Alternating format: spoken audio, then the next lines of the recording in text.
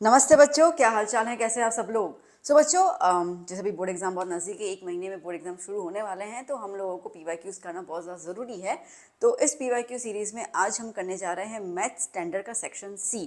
तो section C में हम देखेंगे कि क्या क्या क्वेश्चंस अब तक के स्टैंडर्ड पेपर में पूछे गए हैं और क्या ट्विस्ट किया गया है क्वेश्चंस के अंदर compare to the textbook. तो वही हम देखने वाले हैं। प्लस समझाते टाइम मुझे जो भी टिप्स और ट्रिक्स लगेंगे शेयर करने का, मैं ज़रूर आपको बताती जाऊंगी। जहाँ पे शॉर्टकट कैसे यूज़ कर सकते हैं, that also I tell you.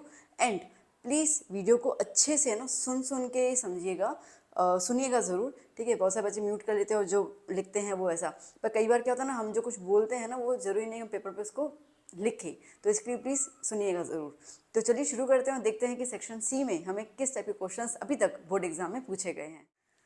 सो बच्चों, सेक्शन सी पीवाईक्यू सीरीज का फर्स्ट क्वेश्चन देखते क्या है ये। For what value of n are the nth term of the two AP 65, 67, 69 and 10, 17, 24 are equal. ठीक है, तो हमें कहा गया है यहाँ पर कि कौन सी n की वैल्यू होगी जिसमें दोनों के nth टर्म्स जो होंगे वो इक्वल होंगे। ठीक है, तो जैसे कि हमारा AP है 65, 67, 69, तो इसका जो nth टर्म होगा उसको an लिख देती हूँ मैं, that is a plus n minus one D. ठीक है, अब हमें पता है कि यहाँ पे 65 जो होगा वो a होगा, d का हो जाएगा 67 minus 65, that is a2 minus a1 is 2। Okay, similarly यहाँ पर दूसरा AP है 10, 17, 24 डॉट डॉट डॉट। अब इसके अंदर हमें nth टर्म, तो मैं यहाँ पे an, ठीक है, इसका nth टर्म देख लेते हैं क्या है। सो an डैश लिख देती हूँ, तो क्या हो जाएगा a plus n minus one d. यहाँ पे a क्या है 10, ओके, एंड d कितना हो जाएगा, ओके सॉरी, a क्या है 10 और d कितना होगा 17 माइनस 10 दैट इज 7। हमें कहा गया कि दोनों के nth टर्म जो है इक्वल है, तो an is equals to an dash, तो a plus n minus one d is equals to a plus n minus one d. यहाँ पे a कितना है 65, n माइनस वन डी कितना है 2, यहाँ पे कितना है okay 10, n minus one D कितना होगा 7। ओके, सो 65 प्लस 2n माइनस 2, ओके, ये n और ये तो मल्टीप्लाई किया 10, ये 7 मल्टीप्लाई किया तो 7n minus 7, 65 minus 2 is 63, 63 plus 2n is equals to 10 minus 1 is 3, 3 plus 7n. So 63 minus 3 is equals to 7n minus 2n. Okay? तो 60 is equals to कितना हो जाएगा 5n. So 60 divided by 5 is equals to n. 1 is n, 2 is n. कितना है? l is equals to 12 times. Okay? So इसका मतलब होगा यहाँ पर that the 12th term of two given APs are equal। ठीक है, तो कौन सा टर्म इक्वल है, 12th टर्म इन दोनों AP में इक्वल रहेगा। डन, चलिए नेक्स्ट क्वेश्चन।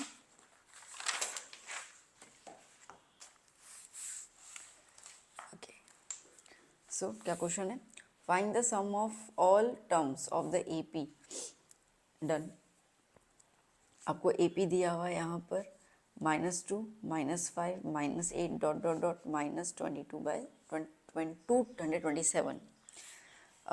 यहाँ पे A आपको है -2, D होगा -5 -2, okay, that means A2 minus A1, तो -5 + 2, तो D कितना हो गया -3। डन इतना, ओके। हमें निकालना है SN। अब SN के लिए हमें पहले N पता होना चाहिए, ठीक है, क्योंकि उसके अलावा तो नहीं निकाल सकते हैं। और आपको लास्ट में दिया हुआ है AN कितना दिया हुआ है -227। तो अगर हम SN का फॉर्मूला देखते हैं तो SN का फॉर्मूला क्या होता है n/2 A + AN, ठीक है, first term plus last term, but उसके लिए हमें n चाहिए। तो अभी हम n क्या करेंगे, यहाँ से निकाल देंगे nth टर्म के हिसाब से। So AN is equals to A + n - 1D। Okay, so -227 is equals to -2 plus n तो निकालना है, और d कितना है -3। ये 2 को यहाँ पे ले लेते हैं, -227 प्लस 2, ठीक है, इसको यहाँ पे ले लिया तो +2 n -1 -3। मैं इसको भी मल्टीप्लाई नहीं करूँगी ब्रैकेट में, ठीक है, थोड़ा सा 2-3 स्टेप ज़्यादा हो जाएंगे, कोई मतलब नहीं बनता। तो ये क्या हो जाएगा, 2 इसमें चलेगा तो -2 to 5 is equals to n -1 into -3।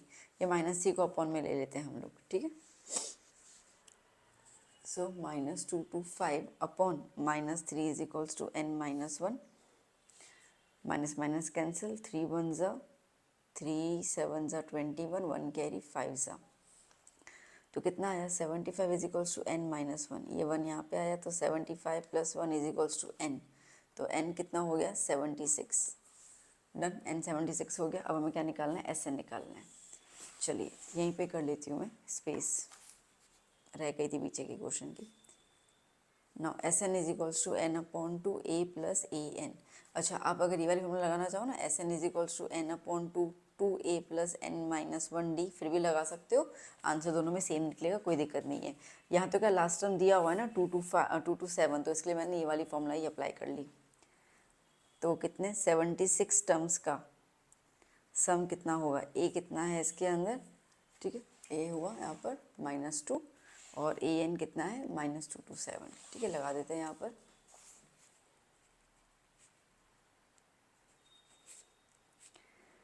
To 1 ज़ा 2 3 ज़ा 6, 1 कैरी, 2 8 ज़ा 16, सो 38 -2 -2 to 7, सो 38 -2 to 9 हो जाएगा, माइनस माइनस प्लस, ठीक है। सो मल्टीप्लाई कर लेते हैं इसको हम लोग, इसका आंसर आएगा 8702।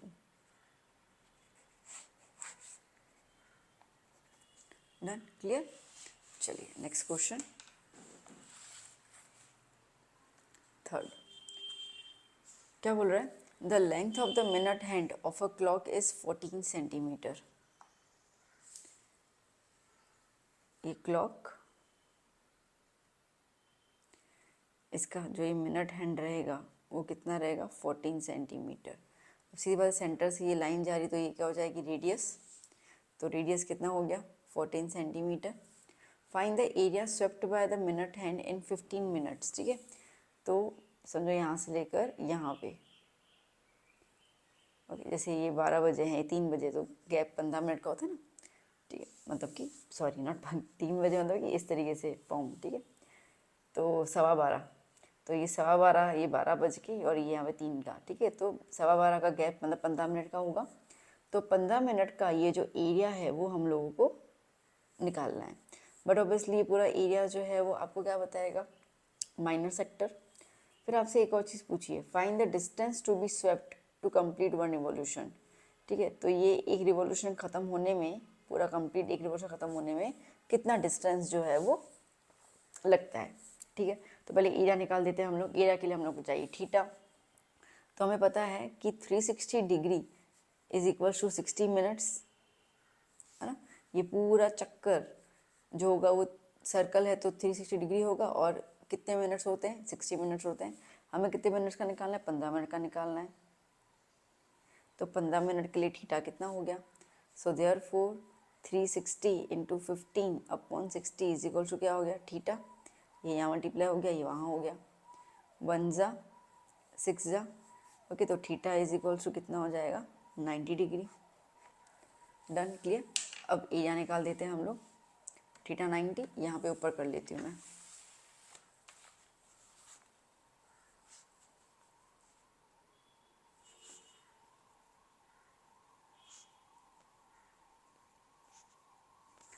So area swept by minute hand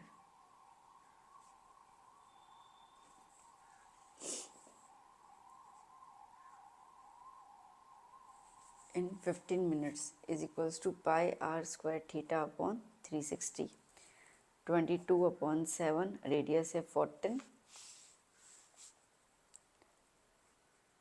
theta आया 90 अपॉन 360, 22 अपॉन 7, 14 को 2 बार लिख देते हैं, इंटू 90 अपॉन 360, 1 जा 4 जा 1 जा 2 जा 2 1 जा 2 2 जा 2 1 जा 2 11 जा। ठीक है, तो क्या बचा ऊपर 11 बचा और 14 बचा, दैट्स इट। क्या हो जाएगा यहाँ पर 11 इंटू 14 हमें मिलेगा 154। अपना एरिया जो है वो स्वेप्ट हुआ। डन, इतना क्लियर। अब आपसे पूछा गया है यहाँ पर find the distance to be swept to complete 1 revolution. अभी पूरा एक रिवॉल्यूशन जाएगा तो कितना डिस्टेंस हुआ, तो 1 revolution is nothing but the circumference, पूरा का पूरा वही चीज़ हो जाएगी। Okay, so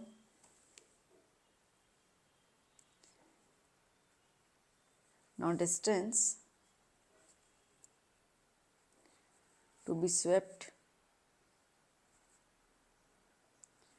by minute hand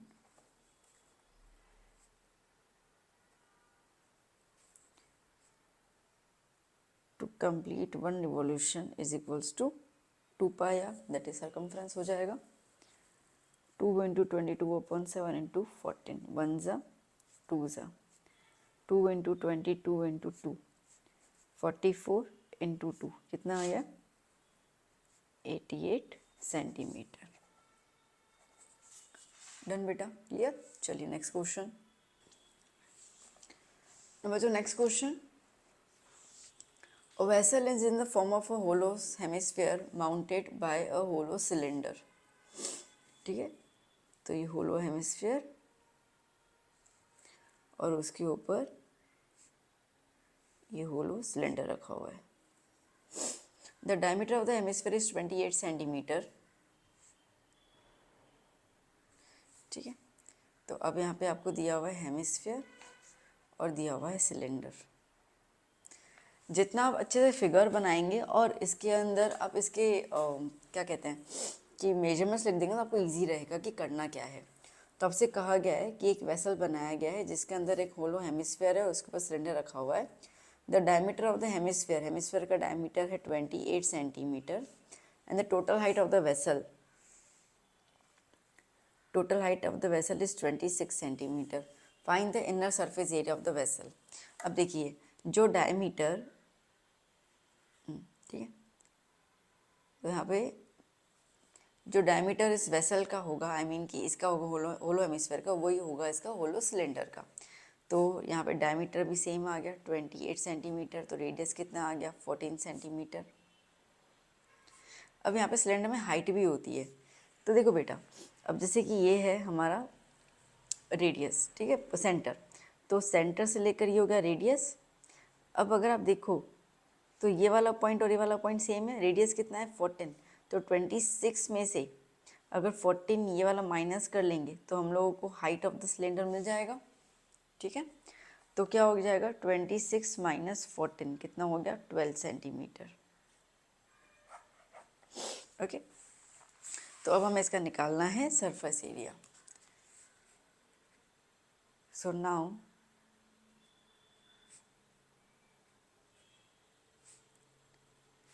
inner surface area of vessel is equals to CSA of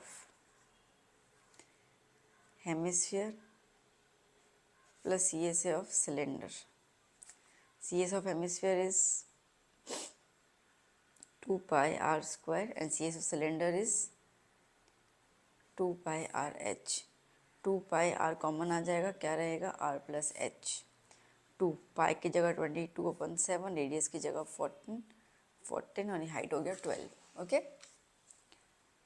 1 जा 2 जा 2 2 जा 4, 4 इंटू 22 88 और ये कितना हो जाएगा 26। ठीक है, तो 88 26 से मल्टीप्लाई होगा, 8 6 जा 48, 8 6 जा 48 या 4 कैरी 16 20।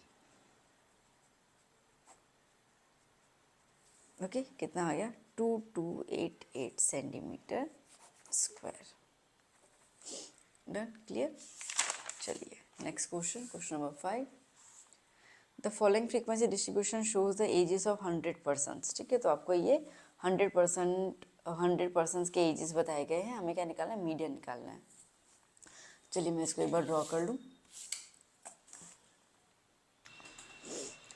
ना बच्चों हमें निकालना मीडियन है, तो मीडियन के लिए हमें सी एफ चाहिए। ठीक है, तो चलिए अभी सारे के सारे फ्रीक्वेंसीज को प्लस करते जाते हैं अपन। So first one is 15 as it is रहेगा। Okay, then 15 plus 16 31। Okay, 31 plus 38 31 plus 38 69 69 plus 15 84 84 plus 9 93 93 plus 7 is 100। Okay, तो यहाँ पे हमें 100 मिल गया। नाउ हमें पता है ये n होता है। ओके, तो n हमें मिल गया 100, तो n अपॉन 2। ठीक है, n अपॉन 2 क्या हो जाएगा, 100 अपॉन 2 दैट इज़ 50। अब 50 आ गया। अब देखो हम लोगों को जस्ट ग्रेटर देन लेना होता है n अपॉन 2 से, तो n अपॉन 2 से जस्ट ग्रेटर 50 के बाद क्या है 69। ओके, तो ये आपका बन गया पूरा क्लास। ना अब इसके ऊपर वाला जो होता है वो सी एफ ले लेते हैं हम लोग। तो सी एफ आ गया 31, ये आ गया फ्रीक्वेंसी।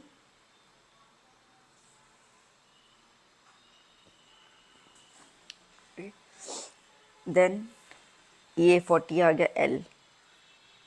ओके, चलिए तो मीडियन का फॉर्मूला क्या होता है, उसका फॉर्मूला होता है l plus n upon 2 minus c f upon f multiply by h. H कितना है, गैप कितना है दोनों में, 40 50 10। ठीक है, चलिए लगा देते हैं वैल्यू सारी की सारी।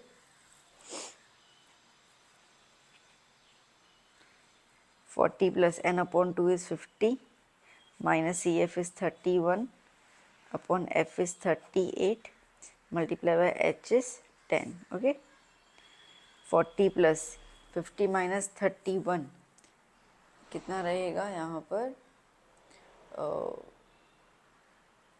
19 ना, upon 38 into 10। So 40 plus 190 upon 38। ठीक है, चलो तो 190 को हम लोग डिवाइड कर देते पहले 38 से। 38 वन ज़ा 38 5 ज़ा, तो 40 प्लस 5, तो मीडियन कितना आ गया बेटा, मीडियन आ गया 45। डन, ठीक है, क्लियर। चलिए आइए next question. the mean of following distribution is 18, find the missing frequency f। Okay, चलिए तो सबसे पहले मैंने आपको इसके लिए आगे कॉलम छोड़ दिया है, ये अपना क्लास इंटरवल, ये अपना फ्रीक्वेंसी। सबसे पहले आएगा एक्स आई मतलब क्लास मार्क। ठीक है, कैसे आता है, upper limit plus lower limit divide by 2। चलिए तो 11 प्लस 13 कितना हो जाएगा, 24 डिवाइड बाय 2 दैट इज़ 12। ठीक है, 13 plus 15, okay, 28 divide by 2 14। 15 plus 17 32 divide by 2, ठीक है, कितना हो जाएगा 16। ओके, तो गैप कितना आ रहा है बेटा, दो का गैप आ रहा है, तो आगे क्या होगा 18 20 22 24। एक बार लास्ट चेक कर लेते हैं, 23 प्लस 25 48 डिवाइड बाई 2 24। ठीक है,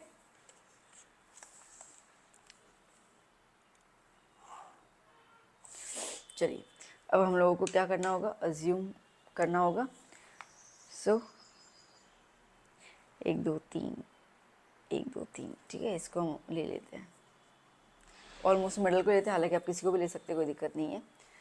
अब यहाँ पे हम लोग कौन सा फॉर्मूला कर लें, ये वाला पहले फॉर्मूला लिख देते तो हमें आइडिया आ जाए। ठीक है, तो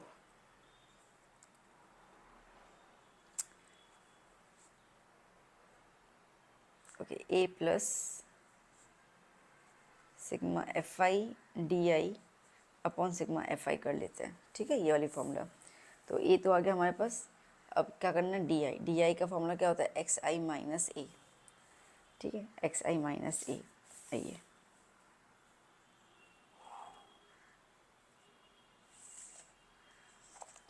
सो नाउ 12 माइनस 18 कितना रहेगा, -6. ओके, देन 14 माइनस 18 -4, ये होगा -2. ओके, 4 6 2, ये हो गया 0.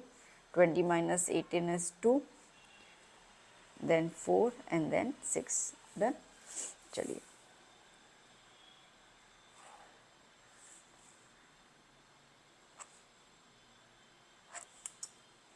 अब कर लेते हैं f i into d I.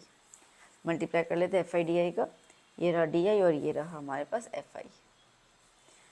6 into 7 42 minus 42, 6 4 ज़ा -24. Okay, 2 into F is -2f. 13 into 0 is 0. ये हो गया 40, ये हो गया 20 और ये हो गया 24. डन. ना sigma f i D I, पहले ऊपर वाले प्लस कर लेते हैं हम लोग. क्या हो जाएगा यहाँ पर, मैं यहाँ पे कर लेती हूँ, थोड़ा सा लार्ज दिखेगा. -40 टू -24, ठीक है. तो इसका मतलब 42 प्लस 24 कितना हो गया, 66. -2f प्लस 40 प्लस 20 60, ठीक है. 60 प्लस 24 84, ये माइनस में रहेगा. ना 84 माइनस 66 कर लेंगे हम लोग, कितना रहेगा 18. 84 प्लस में तो इसके plus 18 minus 2f. Okay, done. चलिए सिग्मा एफ आई, अच्छा इसका फ्रीक्वेंसी होना चाहिए, इसका टोटल एफ आई होना चाहिए, है नहीं. एक मिनट में क्वेश्चन चेक कर लेती हूँ. सो इसमें कोई टोटल तो दिया हुआ नहीं है क्वेश्चन में, मैंने चेक किया. चलो तो फिर इसको ऐड कर लेते हैं. तो 7 + 6 होगा 13, 13 + 13 26. ओके, 26 + 20 46, 46 + 9 कितना होगा 55 और प्लस ये हो गया f. डन. चलिए तो मीन आपको दिया हुआ है 18. तो 18 इज इक्वल्स टू ए कितना है 18 plus sigma f i d a कितना हो गया 18 minus 2f upon 55 plus f. Okay, यहाँ पे ले लेते हैं. So 18 minus 18 is equals to 18 minus 2f upon 55 plus f, that is 0. 18 minus 2f upon 55 plus f, इसको यहाँ पे ले लेते हैं. तो 0 into 55 plus f is equals to 18 minus 2f. ये तो 0 हो जाएगा. 18 माइनस 2f, ये 2f यहाँ पे आया, is equals to 18. f is equals to 18 upon 2, तो f इज इक्वल्स टू 9. तो मिसिंग फ्रीक्वेंसी क्या आ गया 9. ओके, चलिए नेक्स्ट क्वेश्चन. Now बच्चों next question. Ravi scored 40 marks in a test, getting 3 marks for each right answer. एक right answer पे उसको मिल रहे हैं 3 मार्क एंड लूजिंग 1 मार्क. ठीक है, 1 मार्क उसको लूज हो रहा है for the wrong answer. Okay, तो अगर ऐसा पेपर का स्कीम है तो वो 40 मार्क्स स्कोर कर रहा है. Had 4 marks been awarded for each correct answer. अगर 3 की जगह 4 मार्क सही आंसर को दिए जाए और 2 मार्क गलत आंसर के लिए निकाल दिए जाए, मतलब डिडक्ट किए जाए, तो रवि जो है वो 50 मार्क्स स्कोर कर सकता था. तो बेसिकली पेपर के अंदर कितने क्वेश्चंस होंगे वो मैं बताऊँ. ओके, तो हम सपोज कर लेते हैं, let's x be the number of correct answers या right answers. ठीक है, उसने x मतलब x करेक्ट आंसर्स दिए और y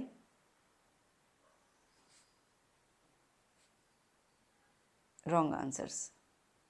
ठीक है, अब क्या बोल रहा है कि एक करेक्ट आंसर के लिए कितने मार्क्स मिल रहे 3, तो उसने कितने करेक्ट आंसर दिए x, तो 3x. अब उसमें से 1 मार्क लूज हो जाएगी फॉर द रॉन्ग आंसर. कितने रॉन्ग आंसर दिए y, तो वो माइनस कर लेते हैं. तो कितना स्कोर बन रहा है उसका 40. तो ये बन गई इक्वेशन नंबर 1. डन. सिमिलरली अगर 4 मार्क करेक्ट के दिए जा रहे हैं और 2 मार्क इनकरेक्ट के निकाले जा रहे हैं, तो कितने स्कोर हो रहे हैं 50. बस ठीक है, 2 इक्वेशन बन गई. अब 2 इक्वेशन के बाद हम लोग कर लेते हैं एलिमिनेशन मेथड. सो क्या कर लूँ मैं यहाँ पर, एलिमिनेट y को कर लूँ, यहाँ पे y 2 है तो मैं इस पूरे इक्वेशन को 2 से मल्टीप्लाई कर लेती हूँ। 2 3 ज़ा 6x minus 2y is equals to 80, और नेक्स्ट क्या है 4x minus 2y is equals to 50। ठीक है, साइन चेंज कर लेते हैं, minus plus minus, okay, minus plus minus cancel out हो गया। 4 में से 6 में से 4 गया 2x, और यहाँ पे कितना है 30, तो x कितना हो गया 15। डन। ओके, नाउ ये 15 किसी भी इक्वेशन में अप्लाई कर लेते हैं। Substituting x equals to 15 in equation 1, तो 3x minus y is equals to 40, 3 into 15 minus y is equals to 40, 45 minus y is equals to 40, ये y उस तरफ और ये 40 इस तरफ, 45 minus 40 is equals to y, तो y कितना आ गया 5। ओके, सो मतलब उसने 15 क्वेश्चन सही किए हैं और 5 क्वेश्चन गलत किए हैं। सो दस total questions in a test paper is equals to x plus y, मतलब कितने क्वेश्चंस होंगे बेटा 20। Done, clear. ओके, चलिए next question. Prove that sine a plus cos sec a whole square plus cos plus sec whole square equal 7 plus tan square a plus cos square a। चलिए शुरू करते हैं LHS से। Sine a plus cosec a whole square plus cos a plus sec a whole square. ठीक है, whole square है तो पहले इसका स्क्वायरिंग कर लेते हैं। ठीक है, क्या होगा यहाँ पर, दिस इज a प्लस ये b, यहाँ पे a प्लस b। ओके, तो वी नो कि a plus B whole square is what a square plus 2ab plus b square. Done, तो a की जगह पे साइन लिख देती हूँ, sine square a plus 2 sine a cosec a plus cosec a square. Similarly यहाँ पर cos square a plus 2 cos a sec a plus sec square a। ठीक है, नाउ साइन, ओके चलो, तो sine square a plus 2 sine a, और ये cosec a को मैं 1/sin a लिख सकती हूँ। ठीक है, plus cosec square a plus cos square a plus 2 cos a, ये सेक को मैं 1/cos लिख सकती हूँ, plus sec square a। Sine sine cancel, cos cos cancel, sine square a plus 2 plus cosec square a plus cos square a plus 2 plus sec square a। यहाँ तो कोई दिक्कत नहीं। ठीक है, done. Okay, now sine square a plus cos square a is 1 identity, तो इनकी जगह पे लगा दिया 1 plus 2 plus cosec square a plus sec square a। ठीक है, नाउ 2 प्लस 2 4, 4 प्लस 1 5, तो 5 plus cosec square a plus sec square a। इतना clear. Now we know the identity that cosec square theta is equals to 1 plus cot square theta, और दूसरा होता है sec square theta is equals to 1 plus tan square theta. होता है ना, बस यही चीज़ हम यहाँ पे कर लेंगे, अप्लाई कर लेंगे। कॉसेक की जगह अप्लाई कर लेंगे 1 प्लस कॉट स्क्वायर थीटा, और सेक की जगह कर लेंगे 1 plus tan square theta, I mean A. 5 plus 1 plus 1 तो 7 प्लस टेन स्क्वायर ए प्लस कॉट स्क्वायर ए, ये निकल गया हमारा RHS। ठीक है, तो आप ऊपर देख सकते हैं, यही हम लोगों को RHS में निकालना है। ओके, और ये चीज़ निकल गई। डन, इजी था। चलिए नेक्स्ट क्वेश्चन।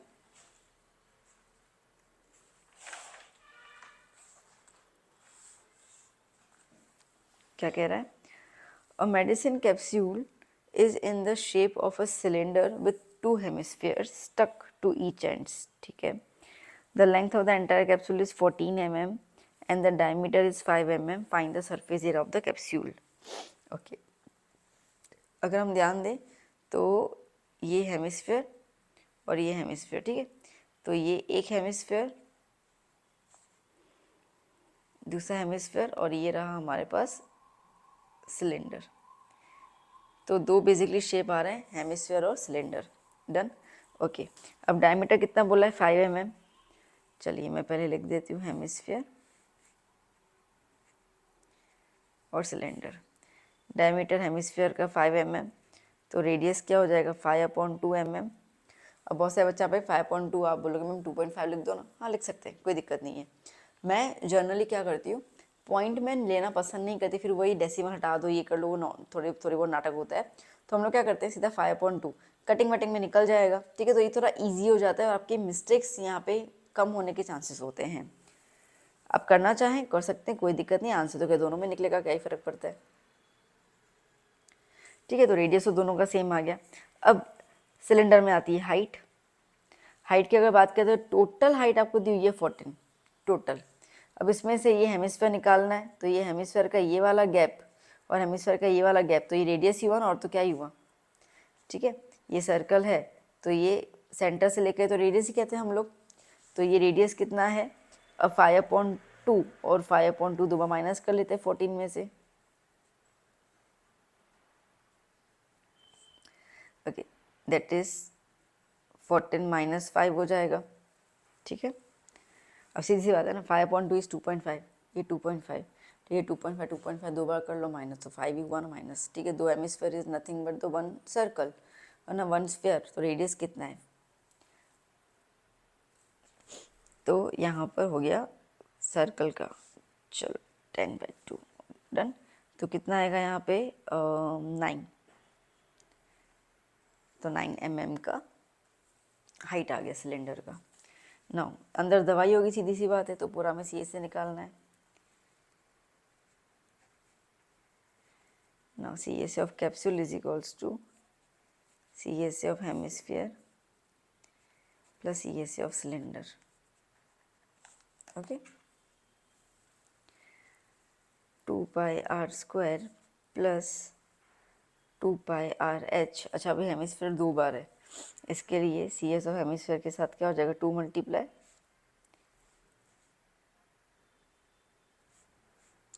कितना हो गया? 4 pi r square plus 2 pi r h। 2 pi r common आ जाएगा, क्या बचेगा? 2r प्लस h, ठीक है। वैल्यूज लगा देते हैं। 2 × 22/7, 5/2,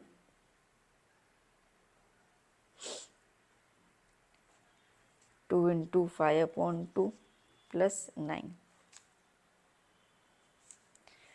2 2 कैंसिल। ओके, 22 × 5/7, ये 2 2 कैंसिल, 5 प्लस 9, 22 × 5/7 इंटू 14, 7 1 जा 7 2 जा, क्या आया? 22 × 5 × 2, 22 × 2 इज 44, 44 × 5, 22 कैरी 22, ठीक है। तो कितना आया? 220 millimetre square. Done, clear, easy था, कुछ था ही नहीं इसके अंदर। चलिए next question. Which term of the AP 3, 15, 27, 39 will be 132 more than its 54th term? Okay, आपको AP दिया हुआ है, तो AP में सबसे पहला ये वाला टर्म A ले लेते हैं, पहले वैल्यूज लिख देते हैं, फिर दोबारा क्वेश्चन में रीड करेंगे कि क्या बोला गया है, ठीक है। तो A कितना है? 13 और 3। D कितना होगा? 15 - 3, दैट इज 12। डन। अब आपसे कहा गया है कि कौन सा टर्म आपको निकालना है, which will be 132 more than it's 54th term. तो कौन सा टर्म होगा जो 54 टर्म से 132 नंबर ज़्यादा होगा, ये इक्वेशन बनी हमारी। चलो अब ए एन, तो A + n - 1 D लगा दूँ, यहाँ पे क्या आएगा, यहाँ पे आएगा a plus 53d plus 132, done. ठीक है, 54 को 53d लिख सकते हैं ना, a कैंसल आउट, तो n minus 1d is equals to 53d plus 132। n तो हमें निकालना है, d कितना है 12,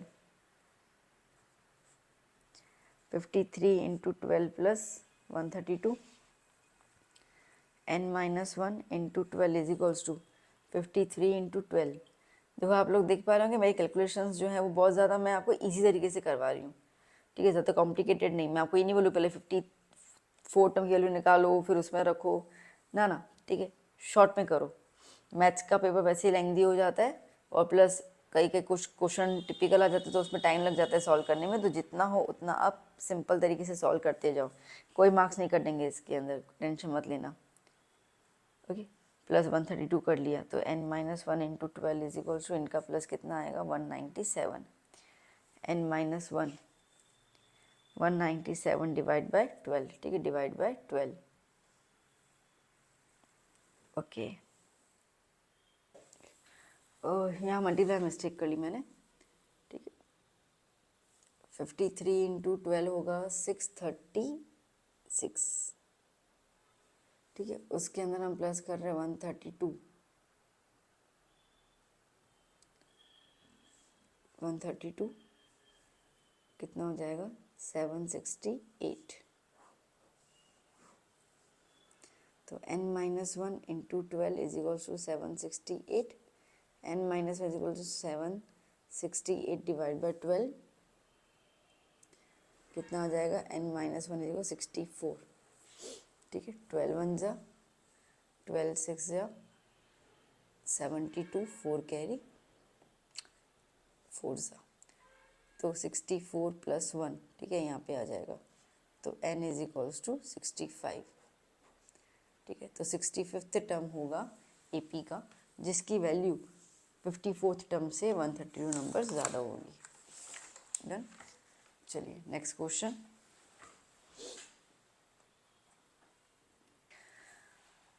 ना बच्चों नेक्स्ट क्वेश्चन क्या बोल रहा है, Nitya has to send her daughter to school after 12 weeks, ठीक है, तो 12 वीक्स के बाद नित्या को अपनी बेटी को स्कूल भेजना है। She requires 3150 rupees for the same, तो उसके लिए उसको इतने पैसे चाहिए, तो उसने सेव करना शुरू कर लिया पैसे, so she saves 100 rupees in the first week, then increase her weekly savings by 30 rupees, ठीक है, तो स्टार्टिंग में उसने 100 रुपीज़ सेव किए, फिर हर बार, ठीक है, जैसे कि 100 फिर 30 बढ़ाती गई 130, ठीक है, फिर बढ़ाती गई 160, ऐसे करते करते इंक्रीज़ होता गया। तो डिफरेंस कितना आ रहा है 30 का, कितने वीक्स के लिए करना है उसको, 12 वीक्स के लिए, मतलब 12 वीक्स के बाद उसको भेजना है ना, तो 12 वीक का समय है उसके पास, ठीक है, और उसको टोटल जोड़ना कितना है यहाँ पर पैसा 3150, तो बेसिकली हम लोग यहाँ पे क्या निकालना है, SN निकालना है। चलिए, तो SN is equals to n upon 2a plus n minus 1d, तो 12 वीक्स का प्लस कितना रहेगा उसका 2 इंटू 100 प्लस 12 माइनस 1 इंटू 30, 1 जा 6 जा 200 प्लस 11 इंटू 30, 200 प्लस 330, ओके, कितना हो जाएगा 530, 0 6 3 जा 18, 1 कैरी 630, कितना सेव कर लेगी 3180, इसको चाहिए कितना, इसको चाहिए 3150, तो ज़्यादा ही सेव कर रही है ना, तो हम लिखेंगे therefore Nitya will have ₹3180 after 12 weeks, so yes, Nitya will be able to send her daughter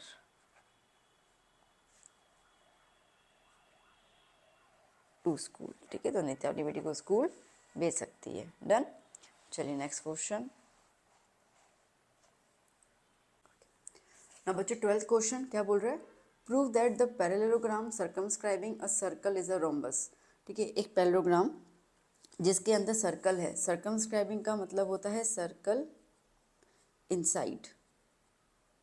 ठीक है, तो जिसके अंदर सर्कल है, और तो हमें ये प्रूव करना है कि वो जो पैरेललोग्राम है ना वो क्या है? रोम्बस है। पहले फिगर बना देते हैं हम लोग। ठीक है, तो जैसे कि पैरेललोग्राम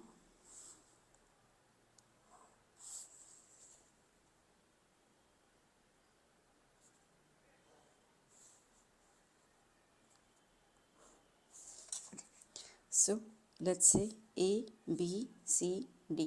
ओके, ये पैरेललोग्राम है और इसके अंदर सर्कल है।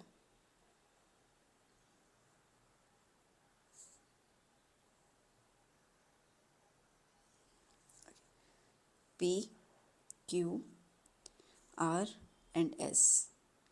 Centre O। डन, क्लियर बेटा?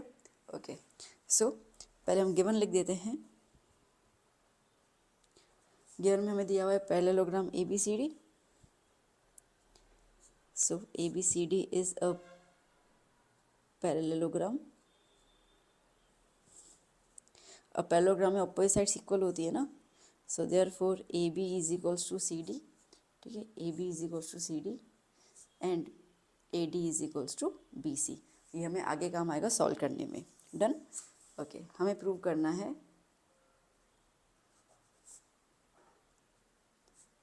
ABCD is a rhombus, that is AB is equals to BC is equals to CD is equals to DA। Done, इतना क्लियर हुआ बेटा? ओके, चलिए अब देखो यहाँ पे हम लोगों को इसको प्रूव करना है। सो बेसिकली अगर हम देखें ना, टेक्निकली देखो तो पैरेललोग्राम में अपोजिट साइड्स तो इक्वल होती हैं, तो इसका मतलब ये कि हमें एडजेसेंट साइड्स को इक्वल करना है। ओके, अपोजिट तो ऑलरेडी इक्वल है ही, तो हमें एडजेसेंट इक्वल करना है। अगर हम एडजेसेंट इक्वल कर लेते हैं ना तो प्रूव हो गया, कोई बड़ी बात नहीं है इसके अंदर। तो हम लोगों को देखो अंदर सर्कल है ना, हम लोग को पता है कि सर्कल में अगर एक पॉइंट बाहर की तरफ होता है और वो सर्कल से दो टेंजेंट्स टच करता है तो वो दोनों टेंजेंट्स इक्वल होते हैं। ये है थ्योरम 10.2। क्लियर? बात समझ में आई इतनी? ओके, बस उसी चीज़ का हम यूज़ करेंगे। तो हम यहाँ पे लिखेंगे अकॉर्डिंग टू द थ्योरम 10.2, जिसमें ये है that the length of tangents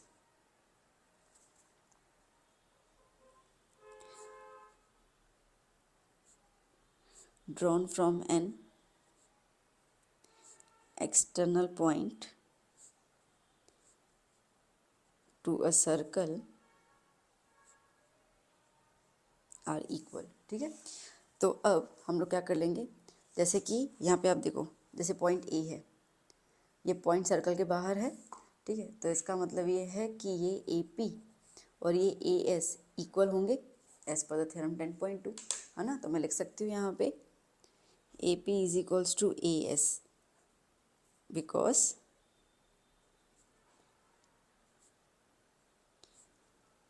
tangents from point A। ठीक है, इसको नंबर 1 दे देते हैं। सिमिलरली यहाँ पे B आ गया, B में क्या हो जाएगा BP और BQ because tangents from point B।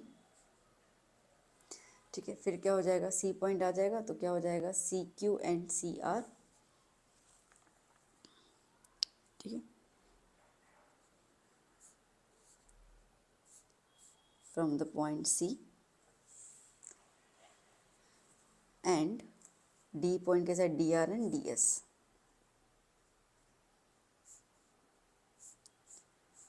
From the point D। Okay, अब हम क्या करेंगे, इन चारों को ऐड कर लेंगे LHS और RHS का। Adding equation 1, 2, 3 and 4। So therefore AP plus BP plus DR plus CR plus DR is equals to AS plus BQ plus CQ plus DS। ठीक है, डन। सो देयरफॉर अब फिगर देखो तो बेटा, देखो A P plus B P है ना, तो ये ए पी है और ये बी पी है, तो A P plus B P क्या हो गया, A P plus B P क्या हो गया, ए बी हो गया। ठीक है, आप A P plus B P बोलो या A P plus P B बोलो, होना तो ए बी है ये। ठीक है, तो इसकी जगह पे क्या लिख सकते हैं हम लोग, ए बी, यहाँ पे C R plus D R, C R plus D R, D C. Similarly अब देखो यहाँ पे एस है और यहाँ पे एस है, ये दोनों। ठीक है, तो इन दोनों को साथ में लो, तो A S plus D S, A S plus D S, ये रहा ए एस, ये रहा डी एस, क्या हो गया, ए डी। और B Q plus C Q क्या हो गया, बी सी। हो गया ये कंप्लीट। ठीक है, तो हम लोगों को ये चीज़ मिल गई ना। अब सुनना ध्यान से, इतना क्लियर है ना। अब सुनो ध्यान से, हम लोगों को गिवन में पैरेललोग्राम दिया हुआ है, हमने लिखा ना यहाँ पर, तो जिसमें हमें बोला है कि ए बी और सी डी दोनों इक्वल है ना। तो यहाँ पर ए बी और यहाँ पे सी डी है, तो मैं इस सी डी की जगह ए बी अप्लाई कर दूँ, गिवन में है ही।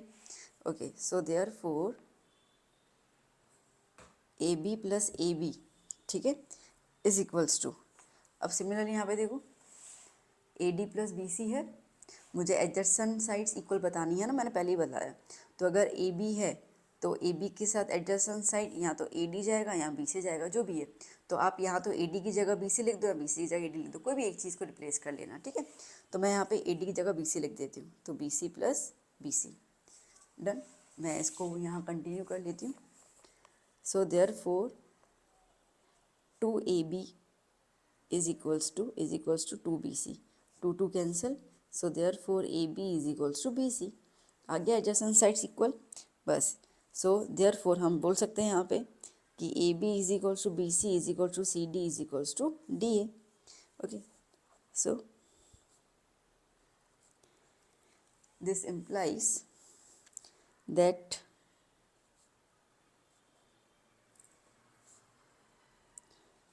all four sides are equal. So therefore parallelogram ABCD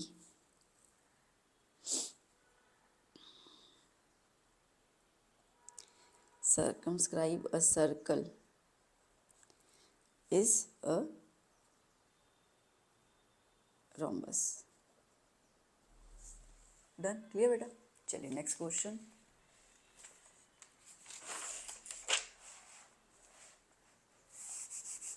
now क्या बोल रहा है, अ chord of a circle of a radius 10 centimeter subtends a right angle at the center। दोबारा देखो, a chord of a circle of radius 10 centimeter, circle जिसमें एक chord है A B, okay, of radius 10 centimetre, circle का radius 10 centimetre है।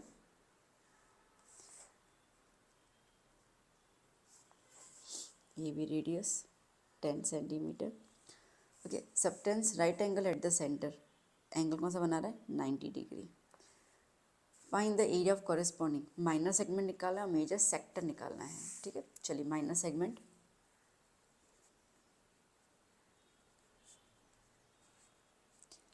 Minor segment का formula क्या होता है बेटा, माइनर सेगमेंट का फॉर्मूला होता है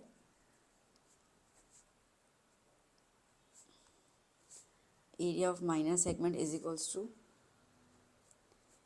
area of minor sector minus area of triangle. ठीक है, अब एरिया ऑफ माइनर सेक्टर, तो माइनर सेक्टर का फॉर्मूला क्या होता है, pi r square theta upon 360 minus area of triangle. अब एरिया ऑफ ट्रायंगल जो है बेटा, ये ट्रायंगल कैसा है, थीटा कौन सा दिया, 90। ठीक है, तो थीटा यहाँ पे 90 दिया हुआ है, तो मतलब कि आप जो ट्रायंगल लोगे वो कौन सा लोगे, राइट एंगल वाला ट्रायंगल लोगे। ओके, अब राइट एंगल का फॉर्मूला क्या होता है, half into base into height, है ना, half into base into height. अब अगर आप देखो तो ये 90 डिग्री है, तो इसके सामने वाला ये हाइपोटेनस हो गया, तो ये बेस होगा और ये हाइट हो जाएगा। आई रिपीट, ये बेस होगा और ये हाइट हो जाएगा, दोनों क्या है, रेडियस रेडियस ही है ना, मतलब कि हाफ बेस की जगह पे आर और हाइट की जगह पे भी आर, तो क्या हो गया, हाफ आर स्क्वायर आ गया। Done, clear. तो बस अब यहाँ पे हम लोग क्या लिख देंगे, half are square. Okay, value लगा देते हैं, पाई दिया हुआ है 3.14, so 3.14 into R 10 square theta 90 upon 360 minus half into 10 square. 3.14 point हटा दो तो अपॉन में क्या आएगा 100, ऊपर भी क्या हो जाएगा 100 into 90 into 360 minus half into 100। 100 cancel, 1 ज़ा 4 ज़ा 1 ज़ा 50 ज़ा 2 2 ज़ा 157, क्या बच गया हमारे पास 157 अपॉन 2 माइनस 50। ठीक है, एलसीएम ले लेते हैं। 157 माइनस 250 ज़ा 100 अपॉन 2 कितना हो जाएगा 57 अपॉन 2। ठीक है, 57 को 2 से डिवाइड कर लो, 2 2 ज़ा 4 1 17 2 8 ज़ा 16 1.05 ज़ा कितना है बेटा 28.5 सेंटीमीटर स्क्वायर। डन, ये आ गया एरिया ऑफ माइनर सेगमेंट। ठीक है, ये रहा, ये माइनर सेगमेंट है बेटा। ठीक है, तो हमने क्या किया, एरिया ऑफ सेक्टर में से हम लोगों ने एरिया ऑफ ट्रायंगल को माइनस कर दिया। ठीक है, अब क्या बोल रहे हैं, अब कह रहा है कि एरिया ऑफ मेजर सेक्टर निकालो। ठीक है, अब एरिया ऑफ मेजर सेक्टर के लिए मेरे पास स्पेस तो है नहीं, रुको 1 मिनट मैं एक पेज ले लूँ।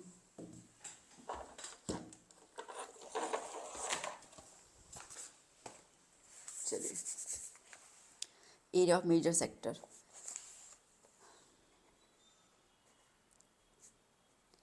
मेजर सेक्टर के लिए फॉर्मूला क्या होता है बेटा, फॉर्मूला होता है area of circle minus area of minor sector.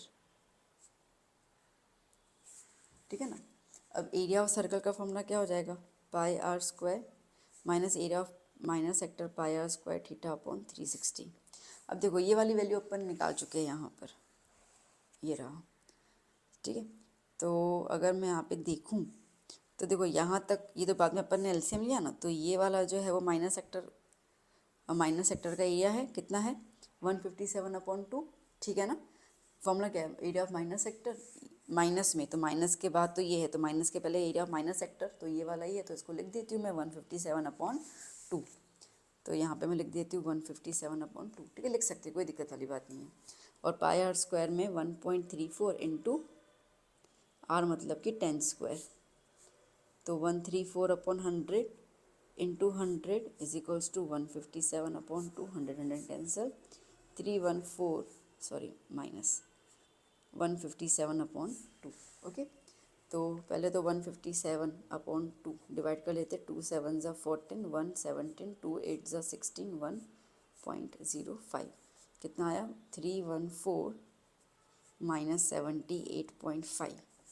सो 314 में से 78.5 को माइनस करते हैं, 3 1 कैरी 5 0 1 कितना आएगा 5 2 1 3 2 कितना है 235.5 सेंटीमीटर स्क्वायर। डन बेटा, क्लियर आया ना समझ में, तो ये हो गया area of major sector. Okay, चलिए नेक्स्ट क्वेश्चन।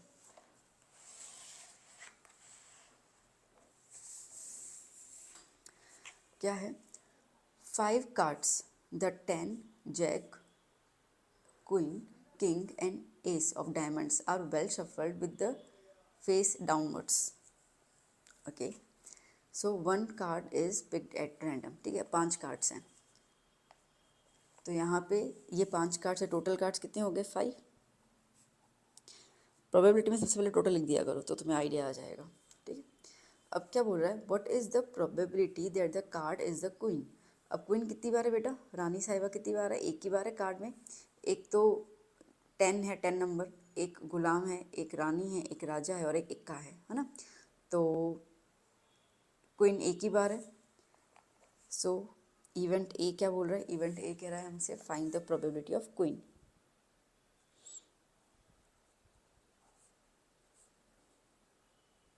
क्या हुआ 1। सो देयरफॉर प्रोबेबिलिटी फॉर्मूला क्या होता है, number of favourable outcomes. Formula एक ही बार लिखना, बार बार लिखने की ज़रूरत नहीं होती एग्जाम में, upon total number of outcomes. Okay, so therefore probability of the event A, sorry, so event A का क्या है 1 अपॉन 5। डन, ठीक है, और तो कुछ है नहीं इसके अंदर। Second, if the queen is drawn and put aside, अभी जो रानी निकली और उसको अपन ने साइड में रख दिया, what is the probability that the second card picked up is an S and a queen, ठीक है, इक्का और क्वीन निकले, उसकी प्रोबेबिलिटी क्या है। ना सबसे पहले पॉइंट को समझना, क्या बोल रहा है, if the queen is drawn, समझो कि क्वीन निकल गई, ठीक है, रानी साहिबा आ गई हमारे हाथ में, अब हमने उसको साइड में रख दिया, तो टोटल कार्ड 5 थे, अब उसमें से रानी साहिबा को साइड में कर दिया, तो अभी कितने कार्ड्स बच गए, 4 बच गए, तो टोटल यहाँ पे अभी क्या हो जाएगा, 4 हो जाएगा। यहाँ पे बच्चे मिस्टेक कर लेंगे, 5 का 5 लिख देंगे, ठीक है, तो ये गलती आप नहीं करोगे क्योंकि आप सपना की पाठशाला देख रहे हो। सो अब यहाँ पे आपके पास क्या हो जाएगा, टोटल कार्ड्स कितने हो गए, 4। ओके, सो अब इवेंट बी क्या कह रहा है, इवेंट बी कह रहा है कि कार्ड ड्रॉन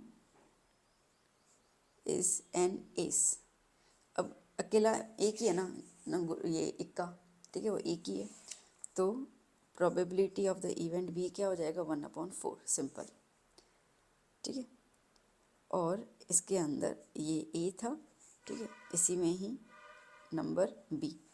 अब बी क्या कह रहा है यहाँ पे, अ क्वीन, अब देखो 5 थे, उसमें से क्वीन तो पहले निकाल दी, क्वीन को निकाल के हमने साइड में रख दिया, तो दोबारा क्वीन मिलेगी क्या, नहीं मिलेगी, तो ये तो इम्पॉसिबल इवेंट हो गया। ओके, तो यहाँ पे क्या हो जाएगा, C card drawn is queen, और वो है ही नहीं, ठीक है, रानी तो है ही नहीं, सो देयरफॉर प्रोबेबिलिटी क्या हो जाएगा, 0/4, दैट इज 0। डन बेटा, क्लियर, आया समझ में अच्छे से। चलिए नेक्स्ट क्वेश्चन। ओके, क्या कह रहा है, from the point P on the ground the angle of elevation of the top of a 10 metre tall building is 30 degree, ठीक है, a flag is hoisted at the top of the building and the angle of the elevation of the top of the flag staff from point P is 45 degree, ठीक है, find the length of the flag staff and the distance of the building from the point। Okay, पहले figure हमको अच्छे से बनाना होगा।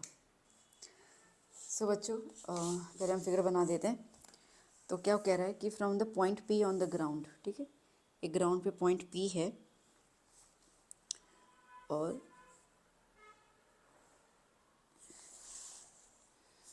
अच्छा ठीक है, ये ग्राउंड पे पॉइंट P है और ये बिल्डिंग है जिसकी हाइट आपको दी हुई है 10 मीटर। ओके, इस बिल्डिंग से जब हम देख रहे हैं, इस पॉइंट P से जब हम बिल्डिंग के टॉप को देख रहे हैं तो कितना डिग्री एंगल बन रहा है, 30 डिग्री। Done, clear. फिर हमें कहा गया है यहाँ पे बिल्डिंग के ऊपर एक फ्लैग जो है वो लहरा रहा है at the top of the building and the angle of elevation to the top of the flag staff, ठीक है, मतलब कि जो ऊपर की तरफ झंडा होगा ना, ठीक, समझो कि इस तरीके से यहाँ पे एक झंडा लहरा है, तो ये फ्लैग स्टाफ कहते हैं इसको, ऊपर की तरफ, ठीक है। तो उसी पॉइंट से जब आप ऊपर की तरफ देख रहे हो तो वो डिग्री कितना बन रहा है, वो डिग्री कंप्लीट बन रहा है 45 degree. Okay, find the length of the flag staff, तो ये जो है वो लेंथ निकालना है, लेट्स से कि ये x है, वो हमें निकालना है, and the distance between the building and from the point, और ये पॉइंट से लेकर ये बिल्डिंग का डिस्टेंस निकालना है, लेट्स से y, ठीक है। चलो नेमिंग कर लेते हैं हम लोग, ये पॉइंट P है, A B, ठीक है, C। डन, क्लियर, फिगर समझ में आया अच्छे से बेटा। ओके, नाउ अब आपको है ना एक ट्रायंगल ये नज़र आ रहा है, ट्रायंगल BAP, तो पहले ये ले लेते हैं हम लोग, कंसीडर ट्रायंगल BAP जिसमें थीटा आपको है ये वाला, ठीक है, ये वाला थीटा जो है वो 30 डिग्री, ओके, तो थीटा आपको दिया हुआ है यहाँ पर 30 डिग्री, हमें क्या है ये निकालना है और ये दिया हुआ है, तो डिग्री के हिसाब से ये हो गया एडजेसेंट साइड और ये हो गया अपोजिट साइड। तो अपोजिट अपॉन एडजेसेंट किसका होता है, 10 का होता है, तो क्या लगाएंगे 10 30 is equals to opposite upon adjacent, so tan 30 is equals to opposite क्या है ए बी, एडजेसेंट क्या है A P. Okay, so tan 30 होता है 1/√3 10 अपॉन ए पी वाई। ठीक है, वाई को यहाँ पे ले लो tan√3। ओके, वाई यहाँ आ गया और ये tan√3 वहाँ चला गया। Done, clear. ओके, अब इन्होंने बोला कि √3 की वैल्यू 1.732 है, तो वाई की जगह पे क्या लिख दें, 10 1.732, तो y is equals to 10 into 1732 upon 1000 होगा, एक एक ज़ीरो कैंसिल, क्या है 17.32 मीटर। ओके, तो बिल्डिंग और उस पॉइंट जहाँ से हम देख रहे हैं उसका डिस्टेंस कितना है, 17.32 मीटर। डन, क्लियर हो गया। ओके, नाउ हम कंसिडर करते हैं नेक्स्ट ट्रायंगल एक्स के लिए। तो ये हो गया ट्रायंगल सी ए पी। ठीक है, क्या होगा triangle C A P. Consider triangle C A P. यहाँ पे थीटा कितना है 45 degree. So 1045 is equals to height क्या हो गया ए सी और बेस क्या हो गया ए पी। ओके, अब 1045 1 होता है, ए सी क्या है, ए सी जो है वो x प्लस 10 और ए पी तो y हो गया। ओके, तो y is equals to 10, sorry y is equals to, चलो 10 प्लस एक्स लिख दिया, y के लिए हमने निकाल दिए 17.32 is equals to 10 plus x. 17.32 minus 10 is equals to x, सो x इज इक्वल्स टू 7.32। ठीक है, तो फ्लैग स्टाफ की हाइट कितनी है,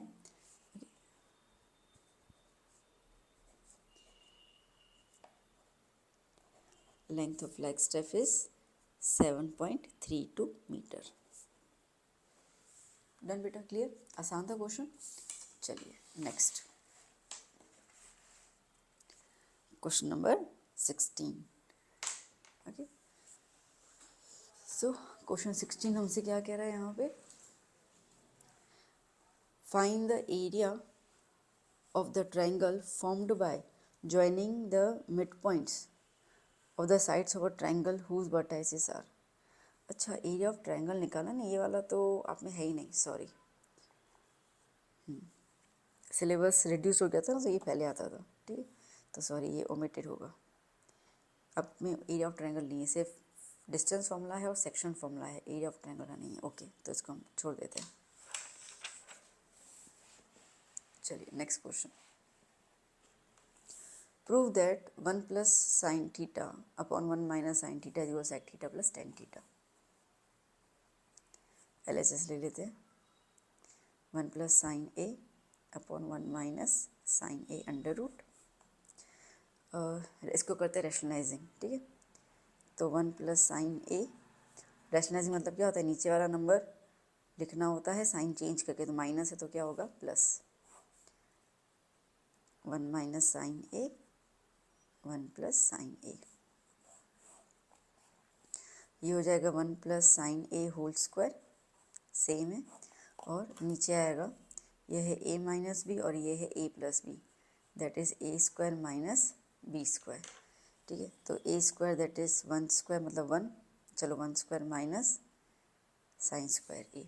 okay, so 1 plus sine A whole square upon 1 minus sine square A. Okay, तो 1 plus sine A whole square is equals to ये हो जाएगा कॉस स्क्वायर ए। क्यों, क्योंकि हमें पता है that sine square theta plus cos square theta is equals to 1, तो cos square theta is equals to 1 minus sine square theta होगा, तो इसकी जगह पे कॉस स्क्वायर थीटा लिख सकते हैं ना, तो इसकी जगह पे कॉस स्क्वायर ए आ गया। ओके, नाउ दोनों का पावर कैंसिल, क्या हो गया 1 plus sine A upon cos A, cos A को दोनों के अपॉन में ले लेते हैं, 1 upon cos A plus sine A upon cos A, 1 upon cos A क्या होता है सेक ए, और ये हो गया ten A, that is RHS, है ना, ये चीज़ प्रूव करनी है। डन, चलिए नेक्स्ट क्वेश्चन,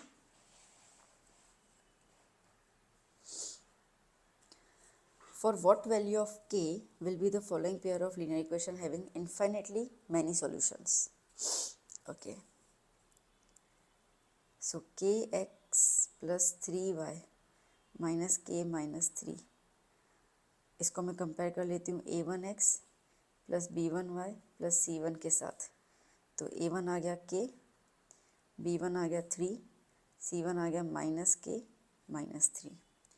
ठीक है, सिमिलरली नेक्स्ट है